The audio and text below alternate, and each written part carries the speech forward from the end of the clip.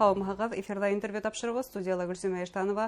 Программабыҙҙың ҡунағы Өфө ҡалаһының беренсе поликлиникаһы терапевты, Башҡортостандың атҡаҙанған табибы Рәфиә Буранбаева. Рәфиә Фазыловна, һаумыһығыҙ. Һаумыһығыҙ. Шулай итеп, 2021 йылғы дөйөм диспансеризацияның ҡағиҙәләре ниндәй быйыл, ниндәйҙер үҙгәрештәр булдымы? Беҙ шул уҡ приказ менән эшләйбеҙ инде. 19-20 йылда ниндәй бойороҡлар бирелгән инде, шул бойороҡлар менән. Үҙгәреш әҙерәк икенсе тип әйтер инем, теге пандемияның эҙемтәһе әҙерәк ҡағылып ҡала.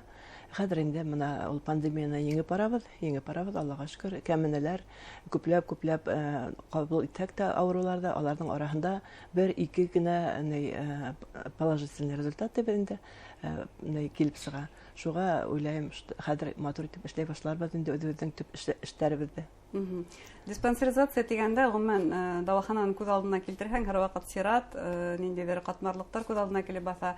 Диспансеризация мәлендә алдан яҙылырға кәрәкме? Сираттарҙан нисек ҡотолаһығыҙ? Диспансеризация ваҡытында алдан яҙылырға ла мөмкин. Әгәр ҙә инде теләктәре булһа, кемдер шул табипҡа барғыһы килә бит инде, кемдеңдер икенсе табипҡа барғыһы килә, ул ваҡытта яҙылырға мөмкин. Әгәр ҙә үҙенең участка табиптарына килгән хәлдә очередтар булмаһын өсөн, көтөп утырыуҙар булмаһын өсөн, беҙ ярҙамға киләбеҙ инде. Икенсе участка табиплары алып ярҙамға киләбеҙ. Әгәр ҙә инде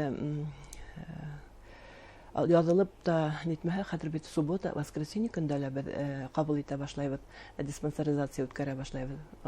Уйлайым, что анда очередтар булмаҫ, кешеләр өсөн отрицательный эмоциялар булмаҫ, ваҡытында үҙгәртербеҙ, ҡабул итербеҙ, матур итеп эшләрбеҙ тип уйлайым. Ниндәй тикшеренеүҙәр мотлаҡ диспансеризацияға инә?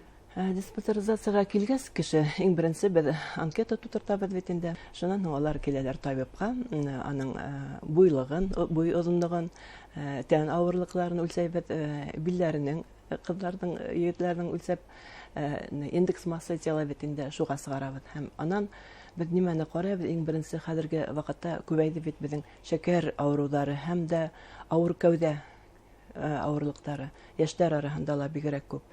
Улар бит инде ауыр кәүҙә, йөрәккә, ҡан тамырҙарына ғына насар тәьҫир итмәй, ул опорно-двигательный аппарат тибеҙ инде беҙҙең быуындарға, бигерәк тә мына егеттәргә армияға бара торған плоскостопия тибеҙ инде, шундай ауырыуҙар йыш килеп сыға бит инде. Деформация, грудной клетки, Тимәк, Башҡортостанда йышыраҡ бына ошо тән ауырлығына бәйле, шәкәр диабетына бәйле сирҙәр асыҡлана диспансеризация. Асыҡлана, йәштәр араһында. Йәштәр араһында, өлкәндәр араһында? Өлкәндәр араһында йышыраҡ беҙ осратабыҙ йөрәк сирләрен, ҡан тамыры сирләрен, һәм дә баш мейеһенең сирләрен, һәм онкология. Онкологияда нисек кенә уйлаһаҡ та, нисек кенә тетрәп ҡарамаһаҡ та, ул нигә исемгә һаман тетрәтә әле ул беҙҙе андай сирләрҙә осрай. Онкология башлыса тәүге этаптарында асыҡланамы? Асыҡлана. Беҙ алар килгәс тә мына шул анкета тутырып ҡарайбыҙ да, һәр береһен ниндәй йәшкә ҡарап, аларҙы һәр бер кабинеттарға ебәрәбеҙ бит инде. Ҡатын-ҡыҙҙар 45 йәштән 64 йәшкә тиклем алар түш ниләренә, маммографияға, рентген кабинетларына иң тәүҙә аслай, әлбиттә, ҡан бире кәрәк. Холестерин, глюкозаларҙы һәм бер ниҙә тикшерәбеҙ. Общий анализ крови тейенде, күрһәткестәрҙе тикшерәбеҙ ҙә, һәм шундай дополнительный исследованиелар ебәрәбеҙ инде рентгенға, кемгә компьютер кәрәк, кемгәлер ЭКГ кәрәк, һәр беренең нейҙәренә ҡарап, нисә йәш булыуҙарына ҡарап, һәм ниндәй ауырыуҙар менән зарарлана ҡабул итәбеҙ. Әгәр дә инде ул диспансеризацияның тышынан ниндәйҙер консультациялар кәрәкһә, ниндәйҙер табипҡа яҙылырға кәрәк булһа, ул ваҡытта табиптар яҙабыҙ. Аның өсөн бер ниндәй ҙә кисергәнеш юҡ. Тимәк, өҫтәмә йүнәлтмәләр бирә алаһығыҙ? Бирә алабыҙ. Һеҙ бына әйттегеҙ, ҡатын-ҡыҙҙарға маммография тинегеҙ. Ир-егеттәр өсөн ниндәйҙер айырым тикшеренеүҙәр бармы? Ир-егеттәр өсөн айырым бар, консультация уролога, шунан ПСА тигән беҙҙең анализдар бирәбеҙ ниләргә, айырым егетләр өсөн һәм УЗИ предстательной железы, мына шундай айырым һәр бер ирләргә, һәр бер возрастларға үҙҙәренең үтә торган пландары һәм графиктары бар. Яман шеш дигәндән, онкосельдәр дигәндән, бына үткән ел сыныпта пандемия эҙемтәһе арҡаһында компьютер томографияһын күпләп эшләне кешеләр. Һәм шундай хәбәр булды, яман сир үпкә шеше асыҡланған башланғы стадияларда дип, бына был компьютер томографияһын мотлаҡ диспансеризацияның мотлаҡ тикшеренеүҙәр исемлегенә индергән мөмкинлек бармы? Компьютер томография хәҙер бик күп ҡулландыҡ, уныһы дөрөҫ. Мына мин үҙем ултырған ваҡытта мына бер мәртәбә туберкулез, бер мәртәбә онкология осраны. Һәм аны тиҙ генә үҙләренең специфический исследованиеларға ебәрҙегәндә диспансерға һәм онкология диспансерына. Компьютерный томографияға хәҙер әллә инде кисергән эш юҡ бит ул. Әгәр дә кәрәк булһа, беҙҙең поликлиникала юҡ икән компьютер томография, аны беҙ договор төҙөшәләр, баш табиплар, күрше 46-нсы, я булмаһа госпиталь белән договор һөйләшеп, алар беҙгә үҙләренең ваҡыттарын бирәләр. Ҡайһы ваҡытҡа беҙ больноларҙы яҙырға тейешбеҙ ауруларҙа. Тимәк, ҙур сираттар юҡ компьютер томографияна хәҙер? Андайлар юҡ. Аллаға шөкөр, хәҙер эшләүе еңелерәк. Кәрәк булһа, яйлана. Тағы ла бына кемдер бер еремдә ауыртмай, минең бер еремдә һыҙламай тиҙе, һәм диспансеризацияға барыуҙы кисектер, я булмаһа бөтөнләй ҡалдыра, бына ундайҙарға нимә әйтерһегеҙ? Мотлаҡ ҡаһир ауыртырға кәрәкме ул диспансеризацияға барыу өсөн? Диспансеризацияға барыу өсөн ауыртырға кәрәкмәй, ауыртмаҫ бер бары кәрәк. Бына ауырыу сыҡмаҫ өсөн, ниндәйҙер анализларҙа үҙгәрештәр булһа, аларҙы төҙәтергә кәрәк. Аларҙы ваҡытында яңы ғына башланған ауруларҙы дауаланырға кәрәк. Шул ваҡыт, шуның өсөн нителәбеҙ, профилактика, ауырыу, ҡаты ауырыуларҙы иҫкәртеү, эйе. Кемдер әйтә икән, минең бер еремдә ауырмай, ә беҙ онкологиянан нимә өсөн ҡурҡабыҙ? Уның бит бер нәмә лә ауырмайынса, һап-һау йүгереп йөрөгән кешелә шундай 4-нче стадия ауырыуҙар табырға мөмкин. Анда инде аларҙы операцияға ебәреп кенә ҡотолоу булмай. Ниндәйҙер еңел генә ысул менән шәбәйтеп булмай. Анда ҡатмарлы операциялар эшләргә ярҙам, лучевой, химия терапияларға ярҙам һорайбыҙ бит инде. Андайға барып еткәнсе, бөтә туғаннарын, шунда шаҡ ҡатырғаннарынсы, бер тетрәткәннәренсе бөтә туғаннарын шул ваҡытында ул ауырыуларҙы профилактика эшләп, ваҡытында дауаланып, беренсе, икенсе стадияларда хәҙер операция эшләйҙәр, үтергә мөмкин эҙһеҙ.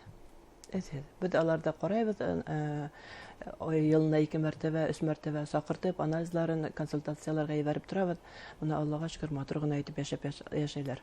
Шундай матур донъяла, матур итеп йәшәһәк, һау, сәләмәт булһаҡ, яҡшыраҡ булыр, әйме? Быйыл бына әйтеп үтәгә тамашасыларыбыҙға нисәнсе йылғылар диспансеризация үтергә тейеш? Быйылғы йыл беҙҙең 2003 йылдан башлана, 3 йыл һайын инде 2000-нсе, мына шулай 3 йыл. Ул нисәнсе йыллар үтә икән, бөтә ерҙә лә беҙҙең люлютра, беҙҙең регистратураларда нисәнсе йыллар үтә икән дә, интернеттарҙа ла бар, врачтың кабинетына килеп ингәндә лә алар беҙҙең карточкаларҙы ҡарап, компьютерҙа әҙерләгәнсе аларҙың алларында ята. Бына кем диспансеризация үтергә тейеш, алар үтәләр. Мына пандемия булды ла бит инде, былтыр үтә торған ҡайбер кисектерелде былтырғы ҡайбер возрастларда. Шуға аларға беҙҙең хәҙер диспансеризациянан араһында профосмотр взрослого населения тигән бар еще. Мына шул анализларын алып, ҡарап, күҙәтә торған яңы программабыҙ бар. Нисә йәштәгеләр? Ана шул 2003-2000-гә шул йылларға диспансеризацияға эләкмәгән йыллар, алар бөтәһе лә үтергә мөмкиндер, килергә мөмкин. Ягъни пациенттарығыҙ иғтибарһыҙ ҡалмай тип әйтергә мөмкин. Юҡ, береһен дә иғтибарһыҙ ҡалдырмайбыҙ. Был һеҙҙең тарафтан шундай иғтибарлы мөнәсәбәт. Пациенттарҙың үҙҙәренең ҡарашы үҙгәрҙеме диспансеризацияға? Яуаплыраҡ ҡарай башланылармы? Яуаплыраҡ ҡарай башланылар. Хәҙер менә күп пандемия тетрәтте. Һаулыҡтың нимә икәнен белергә, аларға белдерҙе нимә була икәнен. Хәҙер әҙерәк кенә үткәрһәләр дә йүгереп киләләр, диспансеризация ҡасан башлана, ҡасан үтәрбеҙ икән, шул специалистларҙы үтергә мөмкинме дигән һорауҙар бар. Элек әйтһәк тә, нисектер ҡараш икенсе төрлө ине. Хәҙер үҙгәрҙеләр. Сәләмәт йәшәү рәүеше тураһында бөгөн күп һөйләйбеҙ. Сыныпта сирҙәрҙе иҫкәртеүҙең төп сараһы ул сәләмәт йәшәү рәүеше. Шулай бит Шулай да бүген тамашачыларга нинди теләктәр әйтергә, яшәү рәвешен ничек үзгәртергә сәламәт булыр өчен? Сәламәт булу өчен үзеңне үзең яратыр кирәк, үзеңнең якындарыңды яратыр кирәк. Иң беренче нимә эшләргә? Саф һавада күбрәк йөрергә. Хәзер без һавада әз йөрибез. Саф һавада. Шуннан соң үзеңнең нимә ашаганыңды һәр вакыт уйлар кирәк. Нимә ашайбыз? Авыр кәүдә артып китмәһен, холестерин, глюкозалар артып китмәһен, теге тәм-том күбрәк булмаһын, майлы ашларда күп нитергә. Һәр берендә самаһын белеп ашарга кирәк. Шулай ук хәрәкәт булыр кирәк. Безнең бит хәзер бик хәрәкәт әдәби. Эштә лә утырабыз, кайтабыз да арып тагын, өйдә лә утырабыз, телевизор каршысында, компьютер каршысында хәрәкәт итешмәй. Менә безнең хәзер калаларда күпме теге бассейннар бар. Бассейннарга йөргән мөмкин бит инде, баксалар юк әле. Яз булһа, яй булһа бакса, әдрәк хәрәкәт күбәя, хәзерге вакытта дөрес тукланырга кирәк. Гомумән хәрәкәт итү ул яшьтәгеләргә өчен түгел, яшьләр өчен дә. Бөтәһенсендә. Сынапта хәдә әйтүгезсә, бүген уллар арасында гына түгел, яшьләр арасында ла аз хәрәкәтләнү киң тарала. Аны бар. Тагыла буна әле һаманда битлек тәртибе дәвам итә, ул әле сикләүләр алынманы әле. Бuna ошо усратында битлек киеп йөрү ул ниндәйдер сирдән бары тик коронавирустан гына түгел, башка сирдән дә хаклайдыр. Һичшикһез. Һәркемнең үзенең микробы, һәркемнең ул микроб үзенең микробына кешегә ничектер өйрәнеп китә. Сапрофиттеләрендә алар дуслашып яшәй башлайлар. Ә ситтеке аларга паразит күк нитә бит инде. Теге сак кына организм эшеһә, я булмаһа гиповитаминоз, витаминдар әдрәк хәрәкәтләнһә, я күп булһа авырып торган вакытта, алар тиз генә авырып китәргә мөмкин. Витаминдар дигәндән, ничек нинди витаминдар кабул итәргә мөмкин? Витаминдар менә хәзер кояш юк бит әле, халкынлык барып тора бит әле, витамин С, витамин D тәкъдим итәренем көндә кулланырга бик охшай. Шуны тәкъдим итәренем. Үзебездә әйткән сыгарылган матур нидер. Кайбер күптәрләр Американнан, Англияннан ялдырып алалар. Әгәр дә охшаһалар, кулланһыннар.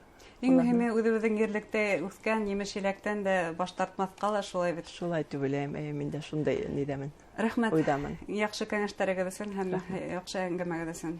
Рәхмәт. Хөрмәтле тамашачылар, шулай итеп без бүген диспансеризация турында һөйләштек һәм безнең студияла Өфе калаһының беренче поликлиника терапевты, Башкортстанның атказанган табибы Рафия Буранбаева булды. Игътибарыгызга рәхмәт. Һау сәламәт булыгыз.